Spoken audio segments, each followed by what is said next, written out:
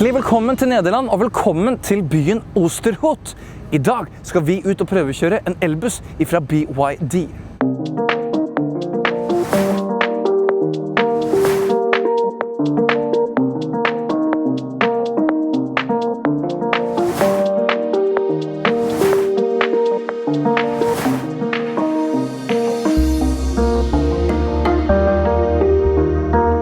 Hjertelig velkommen ombord skal du være i BYD. Dette her er modellen som heter K9UB.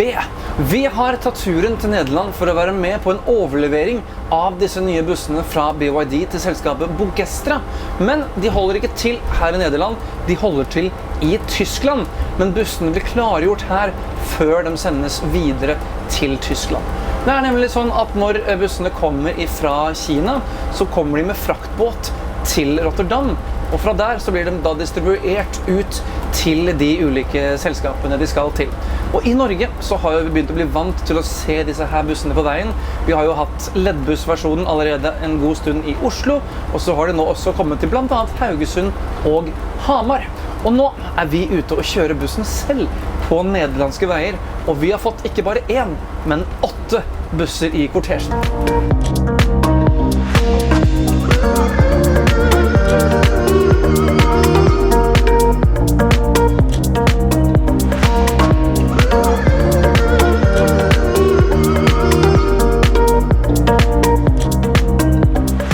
Hovedkontoret til BYD det ligger i Kina og holder til i Shenzhen. Bussfabrikken som produserer busser til det europeiske markedet ligger i byen Hangzhou. Her i Europa så finnes det også 2 fabrikker som setter sammen bussene for BYD i Kina. Da frakter de chassis og deler alt over til Europa, og så setter de seg sammen enten på fabrikken i Ungarn eller i Frankrike. Og de fleste bussene vi har fått til Norge er skrudd sammen i Ungarn, bortsett fra LED-bussene. De kommer fullpakka fra Kina. Og en ting du kanskje ikke visste, det finnes komponenter i denne her bussen fra Vest Karosseri i Stryn. Neida, de lager jo ikke busser lenger, men de har komponenter alt fra elektronikk til litt interiør som er ombord i disse bussene. Artig liten sak.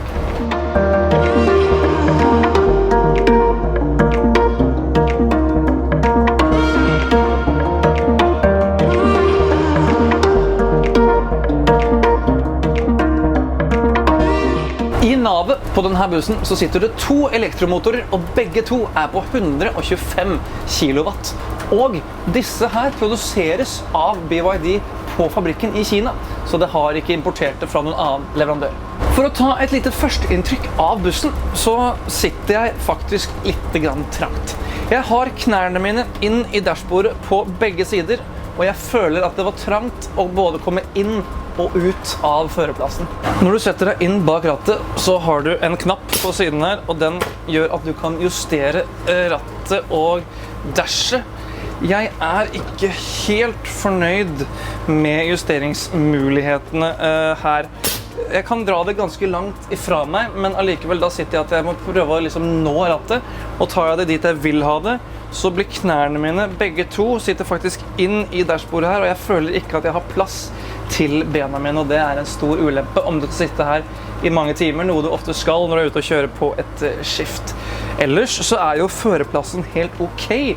Du har jo girvelgere her fremme, du har dørknapper her fremme, et signal som sier om noen skal av bussen, litt ulike lys- og funksjonsknapper her, og blinklys og retarder til og med på høyre siden her.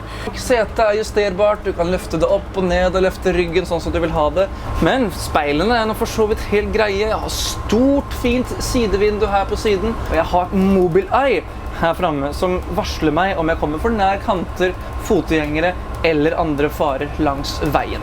Men det skal jo sies at jeg synes bussen går behagelig. Jeg synes bussen går fint på veien, og jeg synes den oppfører seg pent i trafikken. Det er ikke så mye støy her inne, men vi hører viftene går, det er mye kompressorer, og det rister litt og knirker litt på grunn av at det er mye plastikkomponenter, og dette her er jo også støy som kommer fram, nå som ikke det er en annen dieselmotorstøy inne i bussen.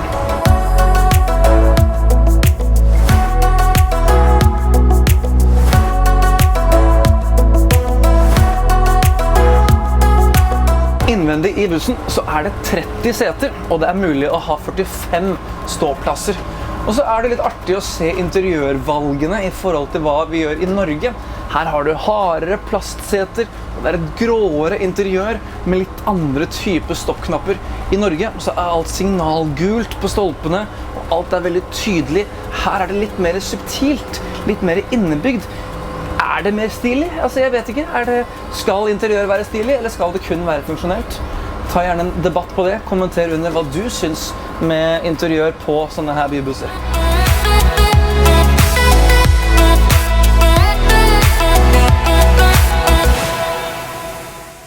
Denne bussen her kommer kun med for- og midtdør. Denne her har ikke hekkdør, sånn som vi vant til å se i Norge.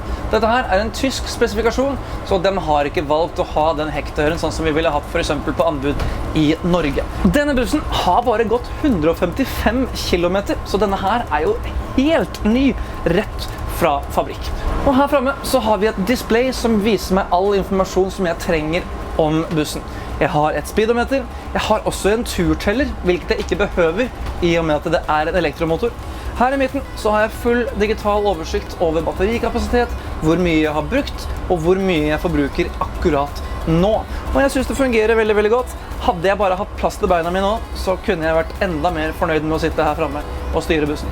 Og hvis du kjører økonomisk og fornuftig, så skal du kunne kjøre 300 kilometer med denne her på en ladning. Denne bussen kan du lade på 2 måter. Du kan enten bruke pantograf, eller så kan du lade den over natten via plug-in-kontakt. Noen av disse bussene i anbudet har begge lademuligheter. Andre har kun mulighet til å lade over natten.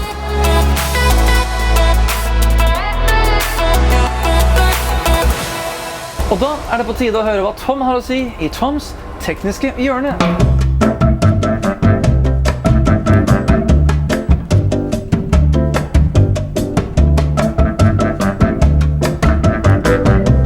Velkommen til Toms tekniske hjørne. Jeg har lyst til å ta deg med en runde rundt bussen, og så ser vi på de løsningene som finnes. Vi kan jo starte med den luka som forhåpentligvis aldri blir brukt. Her det en tauekrok, og skulle du gå tom for strøm eller andre tekniske feil skulle skje, så kan du koble det til på en bergingsbil og bli tauet inn til depotet. Nå avslører jeg egentlig en liten ting, men bak vindusviskeren her så det en hemmelig knapp. Og hva tror du den går til? Nemlig dørene. Jeg har ikke tall på hvor mange ganger jeg har letet etter vindusspylervæsketanken på en buss, men her den så enkelt plassert som rett på utsiden. Bare en liten luke, og du har kommet til det. Denne bussen her jo spesifisert for det tyske markedet, det vil si at den har dobbelt framdør, dobbelt midtdør og ikke hekkdør. Og her har du et breit og fint innsteg. I tillegg så kan du knele bussen, så du har kort eller lavt innsteg i bussen. En annen ting du har, like på siden av framdøra så har du luka til ladepunktet. I midtdøra så ligger der en liten rullestolrampe. Den enkel å slå ut. I tillegg så kan du knele bussen, så får du en ganske slak og fin bakke opp. Vi nevnte jo litt tidligere at Vest leverer en del av de komponentene som går til de norske bussene. Vi har også et komponent fra Sverige. Brannslukningsanlegget kommer fra svensk leverandør. Under gulvet, langs bakveggen og på taket så ligger batteriene totalt på rundt 350 kWh, som gir ca. 300 km med kjøring. Det var alt for nå, og nå setter vi spagater, så kjører vi tilbake til bussdepotet.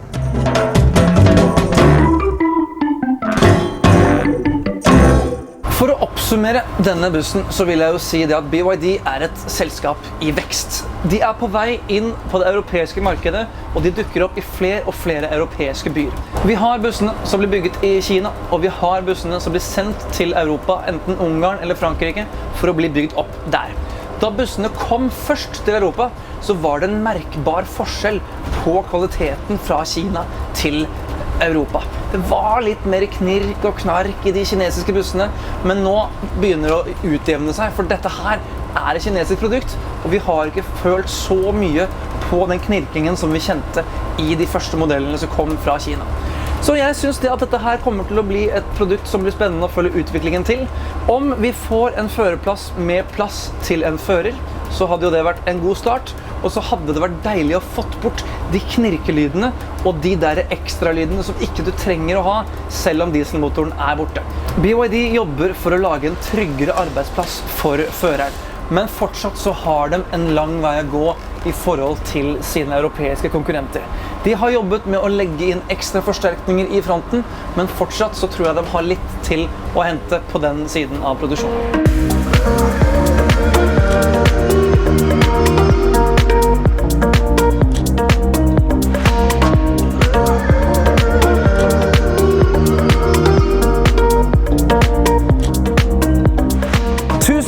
at du så filmen her i dag, og om du liker det du ser, så klikk på knappen her nede. Det er helt gratis, og den heter abonner, og da får du med deg alt som skjer på Bussmagasinet sine sider i fremtiden. Det hjelper oss å lage nye videoer, og det hjelper deg til å bli informert om hva som foregår i bussbransjen. Vi ses i en annen buss på en annen plass. Ha en god dag.